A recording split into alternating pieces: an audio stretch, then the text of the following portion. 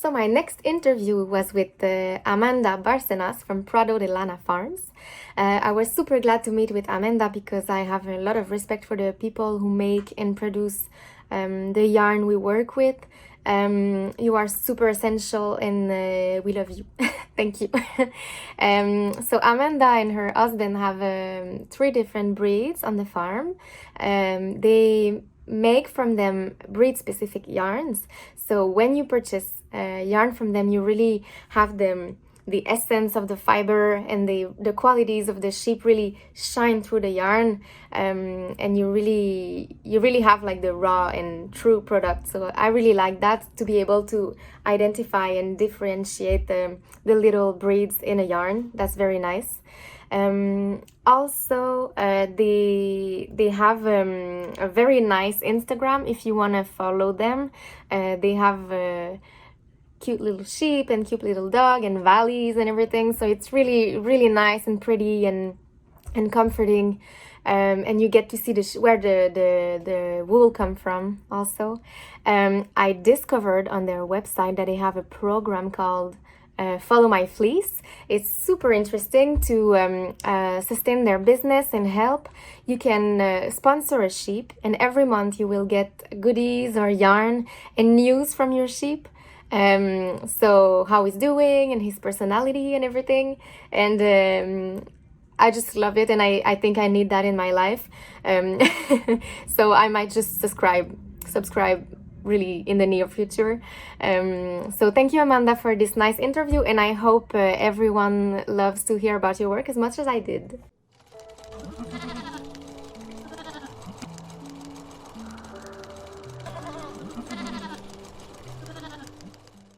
Hi, I'm Amanda Barcenas, and I own PRADO De LANA sheep farm. We live in Massachusetts, in the Berkshire area, where we raise Romneys, Lincoln Longwools, and CVM Romaldales, and we use them primarily for wool and have their wool spun into yarn like this. And recently we opened up a yarn shop in our town of Stockbridge, where we feature our own wool as well as yarn from other small producers, other farms, and basically non-commercial yarns and wool products. Something that's really important to us, having small producers supported. And then this would have been our 3rd year vending with the Twist Festival, and we're really sad that it's not happening. But I believe we were their first American vendors. It's just a really great festival that I think has a lot to offer as far as products that people can buy. And I'm sad that it's not happening this year, but hopefully for next year we will be back again. Thank you. My main source of inspiration is obviously our flock of sheep. We have about 70 sheep in our flock, and each one has their own personality, their own quirkiness. And we have a range of beautiful natural colors within our flock, and we have a range of wool types within our flock. So it's really exciting to see what their wool produces every year. And I don't blend the breeds together, so our yarns are breed specific. And it's amazing just to see the variance between the breeds themselves, plus within individuals within that breed. So I would definitely say my main source of inspiration is our flock and what they provide to us. So a typical day starts out where we usually go out and check on the sheep in the morning. Sometimes it's me and my husband together. Sometimes it's just me. Kind of just depends on what's kind of going on for the rest of the day. But it usually starts out where we go and check on the sheep and our guardian dogs that are with them, and making sure that everything is okay with everyone, filling up water, changing pastures, feeding. And then I come into the shop around noon, and the shop's open till 6 o'clock. So during that time period, I'm here by myself. Since we just opened the shop, I'm its only employee. So I'm the only one who's working. So I work a lot by myself, which is okay. And then after the shop closes, we head back out to the sheep and check on everybody before we tuck them in for the night, making sure that fencing is okay and everything is, you know, as it should be before we see them the next day. And so, yeah, that's kind of our typical day. And then as far as if I'm an organized person or a messy person, I think I fall kind of somewhere in between there. I'll say I'm organized. I'm messy organized. I know where everything is. So, yeah, I'll be honest. I'm not like super organized, but I know where all my things are, and I have everything kind of in order for the most part. So the products that we make come directly from our sheep. I have some examples right here. So all of our wool gets spun into yarn or into roving. And for me, I really love their natural colors. We have such a great range of natural colors that I don't usually dye them. They usually all stay their natural color. And I since we've been doing this for almost 6 years now, I really have kind of figured out which wool from which sheep likes to be spun into what weight of yarn. We use a mill in Pennsylvania, and they're a family-run business as well, so we really love using them. And I would think the way to describe this is that, well, we have 3 different breeds, so each yarn feels differently. Our Romney is very squishy and shiny, lustrous. And then our Lincoln is silky, but really heavy. You can feel the durability in it. And then our CVM Rommeldale is a fine wool, so it's very plump and dense and squishy as well. So we recently have started sourcing wool from other local farms. And so we have some Romney from a farm about 2 towns over from us, and we just got back that yarn, and I've started naturally dyeing with it. So here are some of examples of that.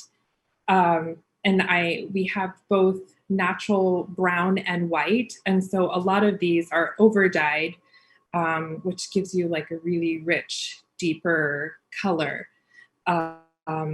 So yeah, this is something that I've started kind of getting into, and we're going to continue to source wool from other farms as well, just to continue supporting a farm and their wool, and because not every farm can spin their wool or have it turned into a finished product, but we don't want it to go to waste either. So yeah, these are some products that we have created ourselves. So the accomplishment that I'm most proud of is probably, well, we started out with 10 sheep and have now grown into a flock of 70. But I think the first time ever getting yarn back from our first 10 sheep was probably the proudest moment that I had, because as a first-time producer, you really don't know what to expect. And you're giving your entire wool clip to the mill and hoping that it comes back as something beautiful and usable. And the first time we got our first batch of wool back, it was more than I could have imagined. And I was very happy with that. And from there, we have just grown, which makes me proud in itself. So, but definitely the first wool clip that we got back as a finished yarn product was a pretty big accomplishment for us. Well, we just have the shop. So my other main source of income is our shop, where we bring in other yarns and wool products. We have books here and everything.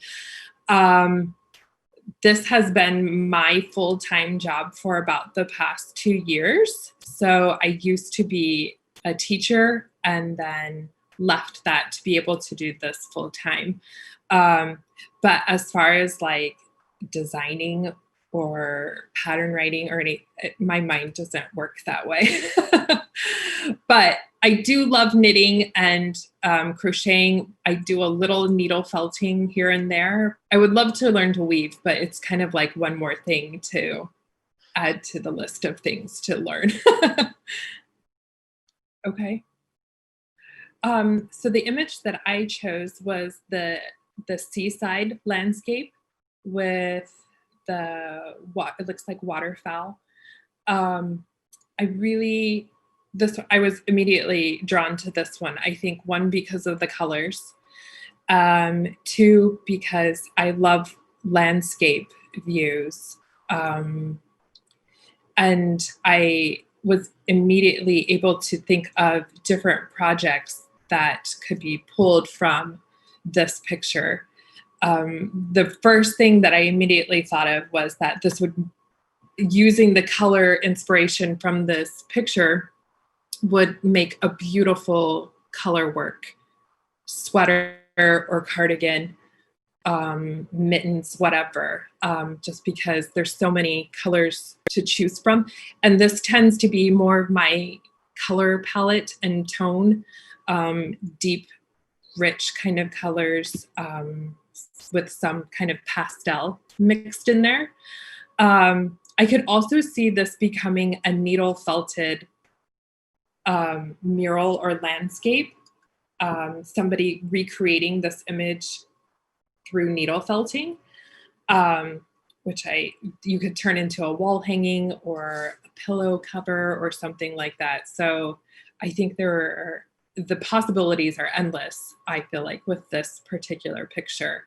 And yeah, I think it's just beautiful on its own. So yeah, I was immediately drawn to this one first.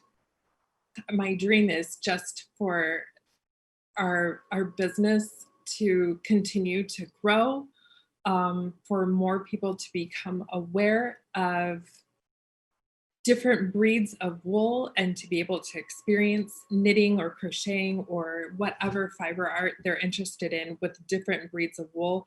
Conservation is a really important thing to us as far as maintaining as many breeds as we possibly can.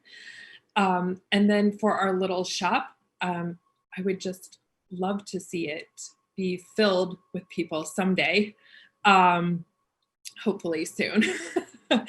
But yeah, just to continue growing our shop and the things that we can offer here, classes, workshops, speakers, presentations, everything, more yarn from other small producers. So we're slowly getting there, I think, but yeah, I definitely want to just continue to see us grow and build on what we already have.